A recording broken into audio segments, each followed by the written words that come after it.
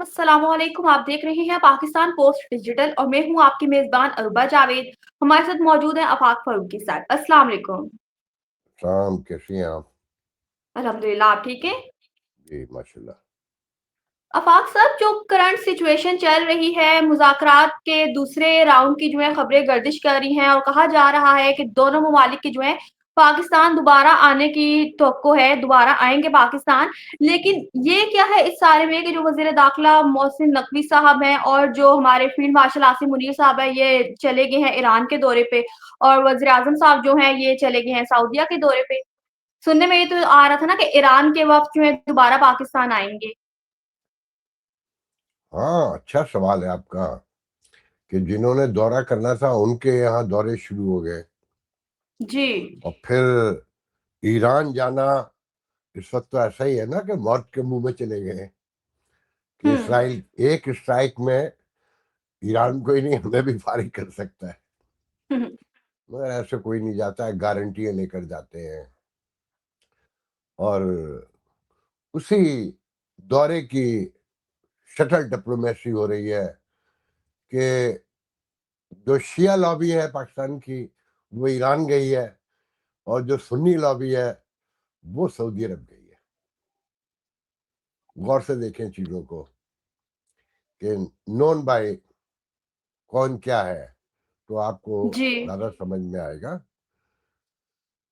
बहुत ज्यादा तो मैं नहीं जानता, मगर यही है कि जो अमेरिकन शराइट हैं जो अब पूरी दुनिया में आ गया है वो सभी तस्लीम कर चुके हैं, बाकी तो कुछ बचा नहीं है।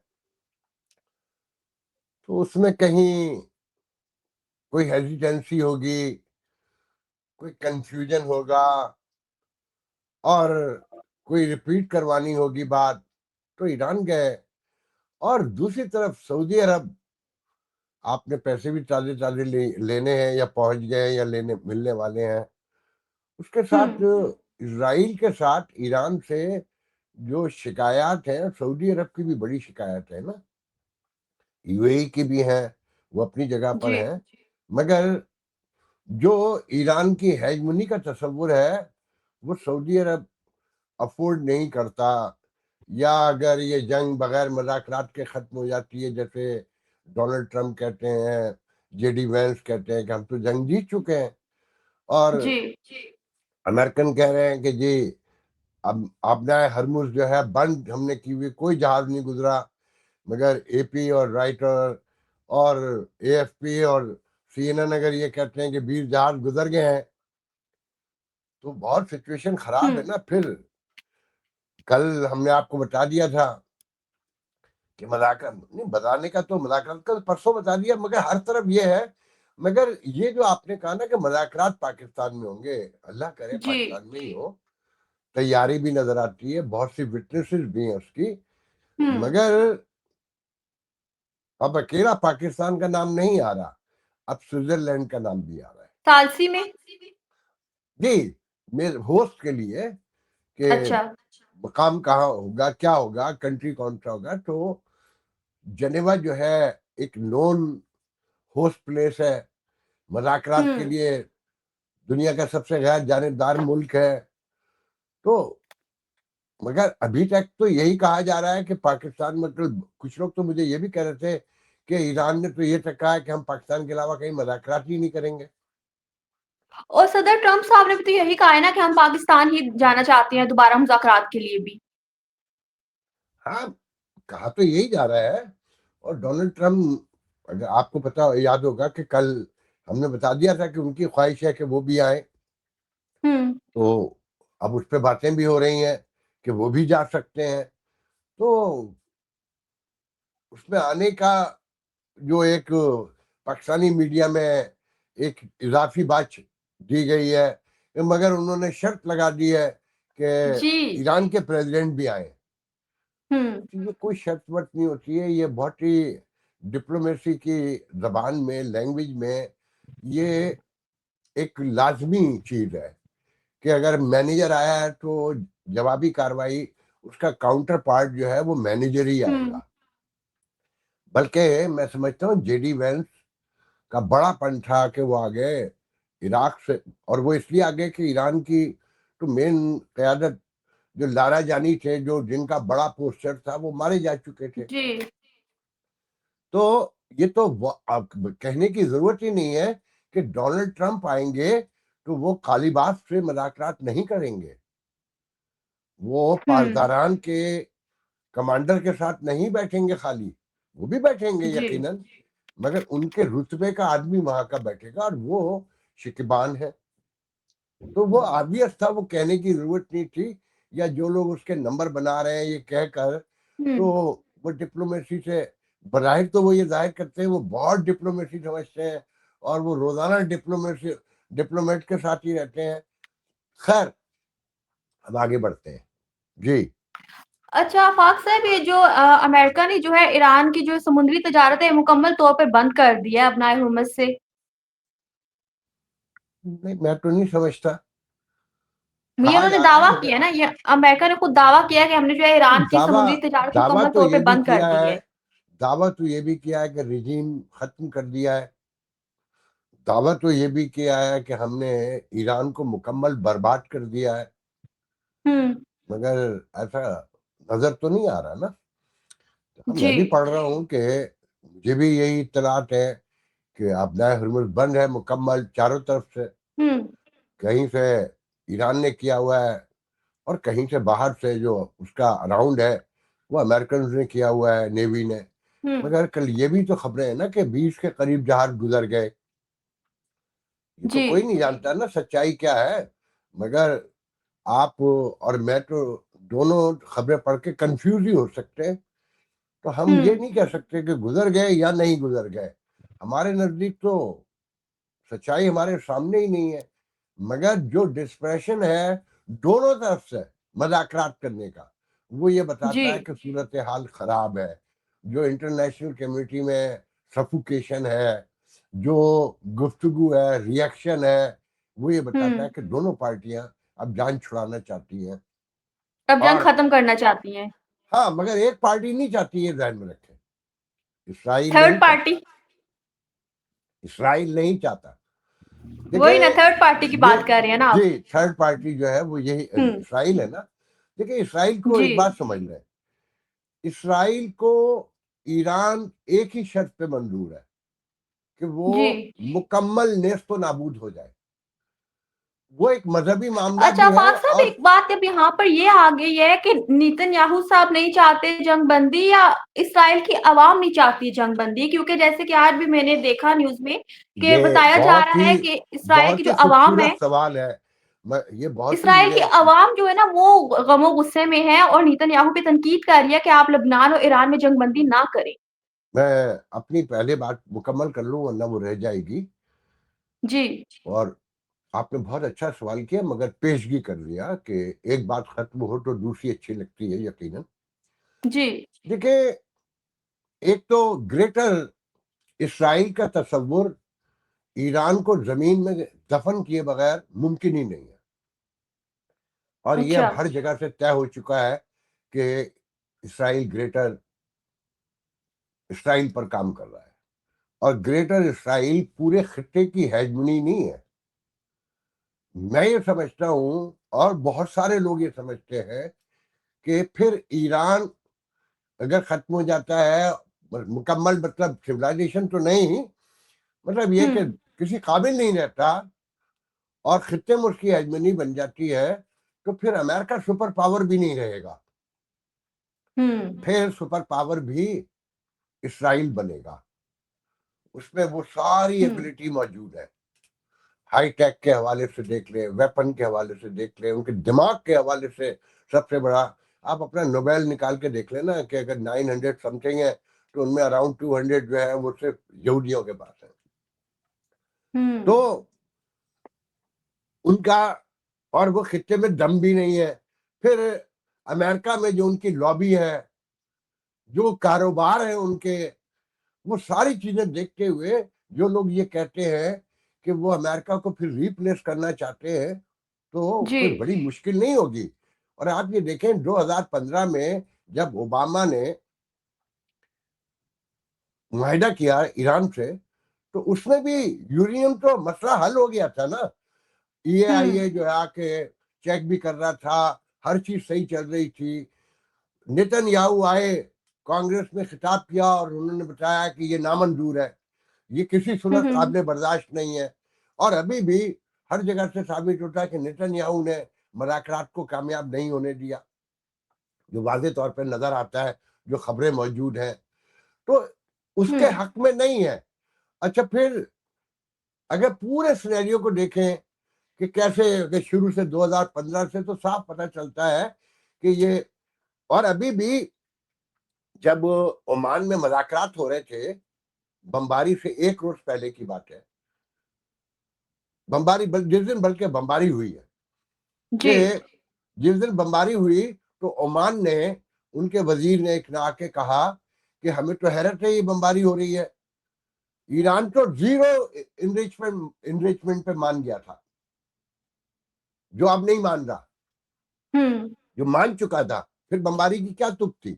इसका मतलब है कि मोटिव कुछ और है। तो अमेरिका के अपने मोटिव है कि ईरान को जी। अगर कार्नर कर देते हैं, पेट्रो डॉलर, चाइना, उसकी इकोनॉमी, ताइवान, वो एक लंबी कहानी शुरू हो जाएगी, मैं वहां नहीं जाऊंगा। अब मैं जी। आपके सवाल की तरफ आता हूँ कि ईरान, वहां के अवाम जो है जी। वो जंग के खिलाफ है। लेकिन ये जो रिजीम है ना, ये रिजिड, कंजर्वेटिव बहुत, जैसे हमारे यहाँ तालिबान है, तो ये यहूदियों का तालिबान रिजीम है जहनी तौर पर। ये क्या नाम, मैं कह रहा हूँ, ग्रेटर इसराइल और ईरान की तबाही, हैकल सुलेमानी और थर्ड टेम्पल, जो भी, वो सारा कहानी, और ये उनके वोटों से आया। फिर हम्म। इन पे करप्शन के चार्जेस भी हैं। इंटरनेशनल कम्युनिटी में, इंटरनेशनल कोर्ट ने इनके नॉन बेलेबल वारंट भी जारी किए हुए हैं। अगर ये मुआहदा हो जाता है तो इनकी तो जरूरत ही खत्म हो जाएगी, और जो इनका वोटर है जी। हार्ड लाइनर, वो इनको उठा के वैसे ही फेंक देगा। जो इनका पॉलिटिकल कैरियर तो वैसे ही खत्म हो जाएगा ना। जो बिल्कुल। 65 या जो भी इनका उस वक्त वोट था, और जो इनको आज भी सपोर्ट करता है हार्ड लाइनर, जो ग्रेटर इसराइल के ख्वाब देखता है, जो ईरान को खत्म करना हम्म। चाहता है, क्योंकि जो अगर मजहबी सारी चीजें पढ़े तो उसमें यह कि ईरान ईरान ये समझता है कि इसराइल फारिग होगा तो हजरत ईसा आएंगे, और इनके यहाँ ये हम्म। समझा जाता है कि ईरान को खत्म करेंगे तो वो जो हम जिसे दज्जाल कहते हैं, इनके यहाँ कुछ और कहते हैं, वो आएगा। तो ये लड़ाई हम्म। मजहबी लड़ाई है, और ये रियासतें जो हमें बताया गया, यूरोप, अमेरिका और ये वेस्टर्न वर्ल्ड, कि ये जो है अब चर्च से अलहदा हो गए, ऐसा कुछ नहीं भाई। ये हमारे जैसे बेवकूफों के ख्वाब थे। यहाँ पर मैं आपको हम्म। पहले बता चुका हूँ ना कि 25% जो जाइनिस्ट क्रिश्चियन वोट है, वो डिसाइसिव वोट है। हम्म। तो ये मजहबी लड़ाई की आड़ में फिर कारोबारी तबका आगे है, जो असल जो है। आप ये देखें ना, जी। मैं बहुत यहाँ बैठ के कह रहा हूँ, कौन है विटकॉफ? 40 साल से गोल्फ खेलते हैं डोनाल्ड ट्रंप के साथ, इसराइल में हम्म। उनकी सरमायाकारी है। कौन है जनाब जेरेड कुशनर? वो भी यहूदी है। उनके भी सऊदी अरब ने उनको $2 अरब की फंडिंग की हुई है रियल एस्टेट में। दोनों दोनों पार्टियां, वो भी रियल एस्टेट के बिजनेस के हैं, और डोनाल्ड ट्रंप भी रियल एस्टेट बिजनेस के हैं। और जो पूरी जी। तारीख है डोनाल्ड ट्रंप की रियल एस्टेट बिजनेस में, उन्हें हेडलाइन में रहना आता है। वो, मैं तो कल कहीं देख रहा था कि वो बाकायदा जालियाबाद में फोन करते थे अखबारों को, और खबर देते थे डोनाल्ड ट्रंप, ताकि खबर बने रियल एस्टेट के हवाले से, और वो लाइमलाइट में आए। एक अंदाजा लगाए उस आदमी की स्मार्टनेस का। हम्म। बिलियनर घर में पैदा हुआ है, जिस इलाके में वो पैदा हुए हैं। मैं इत्तेफाक की बात है, जब मैं अमेरिका आया हूँ तो उसी इलाके में कई साल रहा हूँ। हम्म। फिर मेरा पहला घर भी मैंने वहीं लिया। मगर वो इलाका कभी सुपर सुपर इलीट का इलाका होता था, अब तो मिक्स आबादी है। एक ऐसा लड़का जो बिलियनर के घर में पैदा हुआ, वो मॉडल, सुपर मॉडल जो अमेरिका की थी उनमें पॉपुलर पार्टियां, मैनहट्टन, मगर खुद शराब नहीं पीता। जी। भाई इन पार्टियों में तो ड्रग से लेकर शराब सब मौजूद होता है ना, हम्म। मगर डोनाल्ड ट्रंप नहीं पीते। उनकी स्मार्टनेस का अंदाजा लगाए। तो ये सारी चीजें कहाँ जाके एंड अप होंगी ये तो नहीं जानते। और ईरान जैसे कि कहा जा रहा है कि फिर राजी हो गया है कि वो 0% पे ले जाएगा, जबकि मैं समझता हूँ कि एनपीटी पे जिन्होंने साइन किए हैं उसके जो आर्टिकल IV है उसके तहत जो है वो एनर्जी के लिए, मेडिकल के मेडिसिन के लिए और जी काश्तकारी के लिए और शहरी सहूलियात के लिए वो उतनी सलाहियत रख सकते हैं, मगर वो राजी हो गया है जी 0 पर, और ये बम्बार्टमेंट से पहले हो गया था। तो बहरहाल ये सिचुएशन है। तो आफाक साहब, ईरान ने और अमेरिका ने दोनों ने कहा है कि इस दफा जो भी मुज़ाकरात होंगे वो मुकम्मल जंग बंदी के लिए होंगे। तो आपको तो लगता है कि जो सेकंड मुज़ाकरात है बस ये फाइनल राउंड होगा? देखो तो अभी हो चुके हैं ना। तो कल भी डोनाल्ड ट्रम्प ने कहा है कि जंग तकरीबन खत्म हो चुकी है, मुज़ाकरात के करीब पहुंच चुके हैं और अब जंग के कोई जवाब भी नहीं बचा है। वो तो बड़ा ऑब्वियस है, तो हम शुरू से यही बात कर रहे हैं। हुँ, तो अब ये कब, कल होगा, परसों होगा, जेनेवा में होगा, इस्लामाबाद जी। में दोबारा होगा, ये हमें नहीं पता, मगर लगता यही है कि इस्लामाबाद में होगा, कि वहाँ इंस्टॉलेशन भी देखिए, दोबारा। इस्लामाबाद में होना है, इसीलिए तो उन्होंने अपनी सहाफ़ी को भी यही कहा है ना कि अभी आप वापस ना आएँ, अभी आप इस्लामाबाद में ही ठहरें। इसीलिए तो उन्होंने भी अपनी सहाफ़ी से यही बात कही है ना? आप डोनाल्ड इससे ट्रम्प की तो बात यही कर लग रही रहा हैं ना? है। डोनाल्ड ट्रम्प की बात कर रही है ना? जी, जी। तो मैं वही कह रहा हूँ कि डोनाल्ड ट्रम्प तो बार बार रिपीटेडली लाहौर इस्लामाबाद का नाम ले रहे हैं, पाकिस्तान का हुँ, नाम ले रहे हैं। यहाँ के मीडिया में भी मेजर खबर अभी तक यही है कि पाकिस्तान में ही होंगे, मगर जी। कहीं जेनेवा का नाम भी है और अच्छा। बड़े पैमाने पे छपा है, मगर वो हुँ, परसेप्शन में नहीं बनता कि लाजमी वही होंगे। खैर हुँ।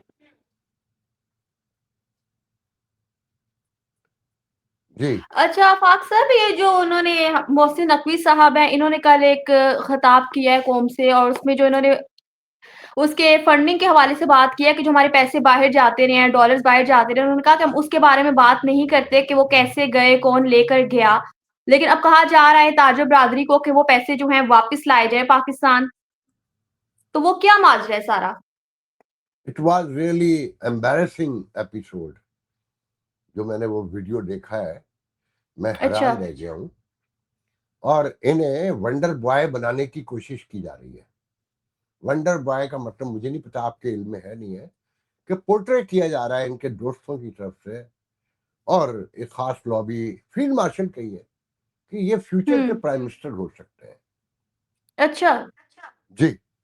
और अब पेशेंट गोइयां, अच्छा हम तो बहुत अरसे से कह रहे हैं कि कौमी हुकूमत बनेगी, क्योंकि जब हुँ। तक सोशो पॉलिटिकल सेटलमेंट नहीं होगा, खाली सोशो पॉलिटिकल सेटलमेंट से भी नहीं, इससे रिलेट करती बहुत सी चीजें हैं। अगर आपने तरक्की करनी है तो उस कौमी हुकूमत के जो सरबरा होंगे, हेड ऑफ दी कंट्री होंगे, बज़ाहिर सो कॉल्ड प्राइम मिनिस्टर होंगे, वो ये होंगे, ये वंडर बॉय है। हुँ। आप अंदाजा, इन्होंने जो ये कल कहा ना कि उसको छोड़े कैसे गए, उस पर ये किस किस बुनियाद पे बात करेंगे? इन्हें तो शर्म जी। आनी चाहिए, क्योंकि लास्ट 3 ईयर से तो ऑलमोस्ट, जब से ये कहते हैं कि $100 अरब गए, यही वजीर हुँ, दाखिला हुँ। थे ना, यही रिजीम था ना। तो सोशल मीडिया पे इनको जो नया, मैं सोशल मीडिया को नया माशरों का नया मिरर कहता हूँ, हुँ। तो उस नए मिरर में इनकी शक्ल दिखाई जा रही है इस बयान के बाद, कि और मैं आफ़ाक नहीं साहब, बीच में दोहराऊंगा। उन्होंने कोई 2 लोगों का भी कहा है कि कोई 2 लोग उठाए जाएँ अगर कराची से तो पता लग जाएगा सारा वो कि ये पैसा कौन लेके गया, मैं वही बाहर कैसे बताने जा लेके रहा हूँ। गया। मैं वही बताने जा रहा हूँ हुँ। कि एक तो उनका तरले डालकर धमकी देना, हुँ। जो एक मजबूत स्ट्रांग स्टेट होती है ना, रियासत होती है, हुँ, वो हुँ। धमकियां नहीं देती, वो कानून का नफाज करती है। जब धमकियां दें और तरला भी शामिल हो, तो एक मजबूर, बेबस, बेयारो मददगार और धमकी देने वाला खुद भी उसी का हिस्सा होता है जिन्हें धमकियां दी जा रही होती हैं, वो खुद ऐसा ही होता है। तो जो उन्होंने कहा उसकी टोटल एक वजह सामने आती है कि पैसे तो, एक तो पैसे नहीं है किसी भी तरीके से, खजाने खाली हैं। मैंने कल भी आपको बताया था, मांगे टांगे जी। के सऊदी अरब के पड़े हुए हैं, फलाने के पड़े हुए हैं, धमाके के चाइना के पड़े हैं, आज उसने मांग लिए, कल उसने मांग लिए। और हम्म। आपने आखिरी सवाल क्या किया था, फिर मेरे ध्यान से निकल जाता है अभी जो यही आपने किया था आखिरी कि जो बात। कह रहे हैं कि हम 2 अफराद अगर उठाए जाए कराची से तो पता लग जाएगा, सारा पता लग जाएगा कि किसने फंडिंग भिजवाई बाहर और क्या सीन हुआ है। मतलब 2 देखिए, अफराद को उठाने से पता लग जाएगा कि कौन मुसलमान पैसे बाहर लेके मुसलमानों जाता का है। मुसलमानों का जो हाल हुआ है पूरी हुँ, दुनिया में, उसकी एक वजह यही है ना कि मिनॉरिटी माइंडेड है, किंगडम चला रहे होते हैं। इनका जाती ख्याल ये है कि इनके बाप की ये जायदाद है, जिसे चाहेंगे हुँ, उठा लेंगे। सऊदी अरब है, क्योंकि ये हुँ, फॉलो करना चाहते हैं जो पिछले दिनों, क्योंकि देखिए हमारी कोई जमहूरी तरबियत तो है नहीं ना, तो इनको मशवरे जो देने वाले होते हैं वो भी इन्हीं के माइंड के लोग हैं। तो पिछले दिनों से छप रहा था कि अगर पाकिस्तान की इकानमी दुरुस्त करनी है तो जब शहजादे साहब वलीअहद बने सलमान, तो उन्होंने क्या किया, हुँ, अपने खानदान के, क्योंकि उनके शहजादे भी कोई सैकड़ों की तादाद में है ना, क्योंकि एक एक बंदा तो 10-10 12-12 बीवियां रखता है वहाँ। तो वो शहजादों की एक फौज तैयार हो गई है जो वजीफे खा रही है, हुँ, माल बना रही है। तो शहजादे साहब ने क्या किया कि अपने ही खानदान के कुछ 10-20-15 बंदे जो बिलियनर थे, जिनकी इन्वेस्टमेंट अमेरिका यूरोप में बिलियंस ऑफ डॉलर में थी, उनको एक होटल में लाकर बंद कर दिया था अच्छा, कि इतने पैसे दो, जब 6-7 साल हुँ, पुरानी बात है, और रिहाई ले लो और खामोशी इख्तियार हुँ, करो। तो कहते हैं कि कुछ $100 बिलियन उन्होंने वसूल किया था, 200 बिलियन, नोबडी नोज। मगर बताया ये था 100 to 200 बिलियन डॉलर इन्होंने, आप गूगल करेंगे हुँ, मिल जाएगा। तो अब इनको भी ये बताया जा रहा है कि आप भी क्या करो, ताजरों को ढालो। मतलब कोई अपने ताजरों को धमकी देता है, जैसे ताजिर भी कौन है, वो इनके जी, पार्टनर है बिजनेस में, जिस इदारे की आशीर्वाद से ये बैठे हुए हैं। वरना ये वजीर बनते, ये वजीर निगरान, वजीर आला बनते, ये दो दो ओहदे लेके, मुल्क के इंतहाई अहम तरीन ओहदे लेके, इनका क्या तजर्बा है, इनकी क्या मैनेजमेंट है।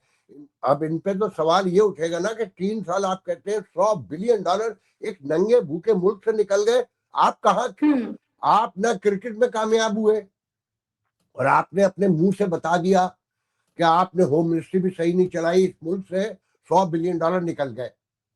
तो अब ये हुँ। कह रहे हैं कि बजट से पहले आप $10 अरब ही ले आइए उसमें से, तो क्या लग वरना रहा है आपको, हम आपको। कामयाब हो जाएँगे मोहसिन नकवी साहब इस प्लान में? अरे ये सब किस्से होते हैं, ये कौम को दिखाने के लिए होता है।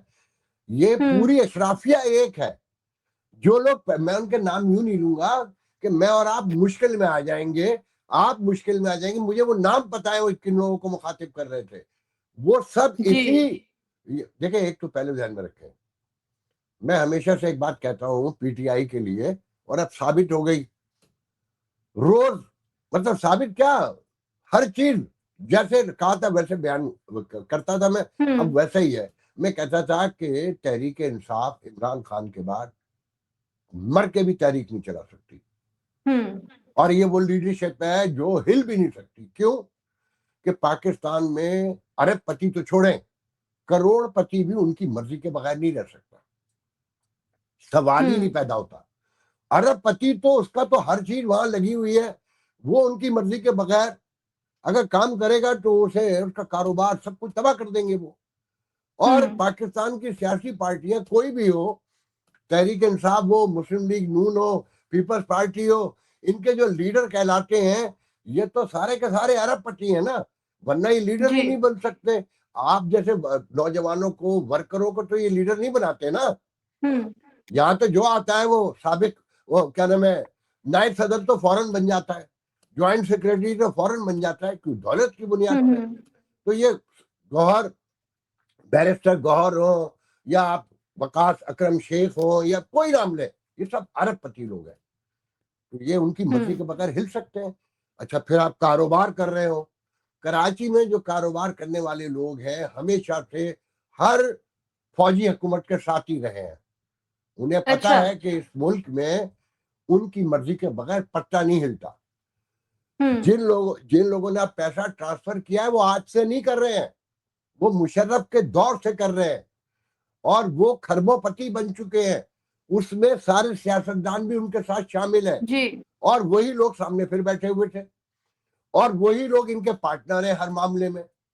इनके अपने मोहसिन हुँ, नकवी के अपने दोस्त हैं। मैं नाम जानता हूं उनके। तो ये सब कहने की आपके पब्लिक कंजप्शन के लिए सारी बातें होती हैं, उन्होंने कोई जी। पैसा लेकर नहीं आना। और ये जो सिफारती ताल्लुकात है, जो कल भी आपने पूछा था, कल मैंने कॉलम भी लिखा है कि ये सिर्फ और सिर्फ इनको फायदा पहुंचाने के लिए है, इसके अलावा कुछ नहीं है। मैंने पता नहीं आपको बताया था नहीं बताया था कि मीर रफुल्ला खान जमाली प्राइम मिनिस्टर थे, अमेरिका आए, तो उन्होंने मुझे ही सिर्फ इंटरव्यू दिया था एज ए प्राइम मिनिस्टर। तो मैंने उनसे पूछा क्या लेके जा रहे हैं, तो कहने के लेजिटिमेसी लेकर जा रहा हूं। यहाँ तो लोग लेजिटिमेसी लेने आते हैं टोटल, आपके लिए मेरे लिए कुछ लेने थोड़ी आते हैं।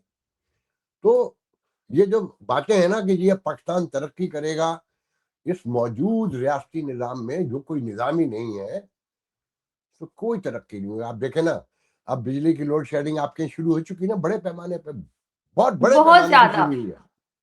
जी आई नो, वो भी मुझे मालूम है। आफाक साहब, गवर्नमेंट ने बोला है कि 2.25 घंटे की लोड शेडिंग की जाए हर जगह पे, ठीक है, और 8-8 9 9 घंटे की लोड शेडिंग अभी से स्टार्ट हो चुकी है पाकिस्तान में।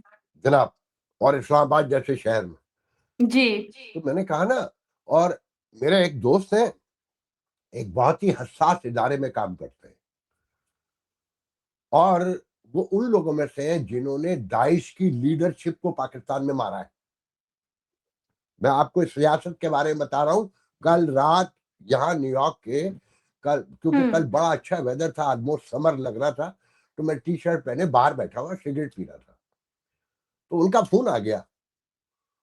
तो उन्होंने कहा कि आफाक साहब, आप बहुत सी बातें कर रहे हैं मगर दहशतगर्दी पे बात नहीं कर रहे। तो मैंने कहा क्या मैं रोजाना दहशतगर्दी पे बात करूं, उनका आपको अंदाजा ही नहीं है। उन्होंने कहा कि मैं बहुत सी बातें मैं घबरा रहा हूं कि वो पकड़े ना जाए। उन्होंने कहा कि मुझे मेरे अफसर ने बुलाया और कहा सिंध में शिकारपुर में रेलवे ट्रैक उड़ाए जा रहे हैं जी। बमों से। तो मैंने कहा मैंने खबर नहीं सुनी। कहने लगे अबे खबर कहाँ आती है। तो उन्होंने कहा कि आप जाइए और जाके इसको हल करें इस मसले को। तो उन्होंने कहा कि मैंने अपने अफसर से कहा कि मैंने दाइश की लीडरशिप को उड़ाया, मुझे सदारती अवार्ड भी मिला, जी। मगर मेरी जान को दाइश से खतरा है, तो मुझे कहा गया अपनी हिफाजत खुद करो। अब आप तसव्वुर कर सकती हैं। तो मैंने कहा ये शिकारपुर में कौन कर रहा है। उनका बीएलए। तो मैंने कहा बीएलए शिकारपुर तक पहुंच गई, तो सिंध का बिल्कुल मिडिल है ना, सॉरी। तो ये हालात है, और खबरों का कहीं पता ही नहीं है। आपके मुल्क में दहशतगर्दी भी है, करप्शन भी है, बदइंतजामी भी है, गरबा परवरी भी है। अब मैं आपको एक ऐसी बात बता के जा रहा हूं कि आप सुन के हैरान रह जाएंगे। अभी कुछ 4 माह 5-6 माह, मुझे ये तो याद नहीं रहा, जी। पाकिस्तान में अमेरिकन कांग्रेसमैनों का एक डेलीगेशन आया था जिसमें 3 कांग्रेसमैन थे। अच्छा। एक कांग्रेसमैन वो था जो जिस इलाके में मैं बैठा हूं उसका इस वक्त कांग्रेसमैन है, और कभी वो इस काउंटी का चीफ एग्जीक्यूटिव भी होता था। उसका नाम है टॉम स्वाजी। बहुत तवील अरसे सियासतदान है।